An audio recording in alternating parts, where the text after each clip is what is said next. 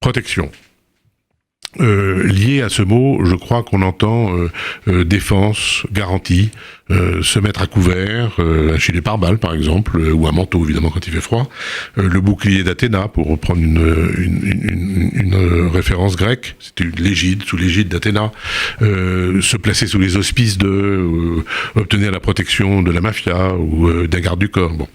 Mais protection donne aussi protectionnisme, c'est-à-dire l'État-providence qui protège socialement, mais qui peut aussi, vis-à-vis de l'extérieur, protéger une population en érigeant des barrières douanières, en essayant de faire en sorte que le pays dans lequel on se trouve ne soit pas ouvert au vent de la mondialisation.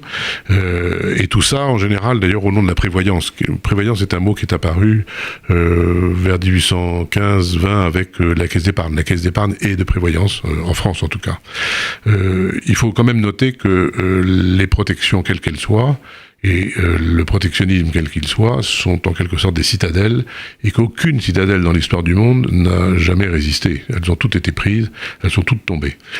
Alors, il me semble qu'on se protège quand on a peur. On ne se protège pas uniquement quand on a peur, mais c'est quand même un réflexe de peur. Montaigne disait « Qui craint de souffrir, il souffre déjà ce qu'il craint ». Ce que les économistes appellent une prophétie autoréalisatrice, c'est-à-dire que vous créez la situation que vous voulez précisément éviter. Et donc je crois que la protection, de quelque manière qu'on le prenne, est toujours, d'une manière ou d'une autre, un aveu de faiblesse.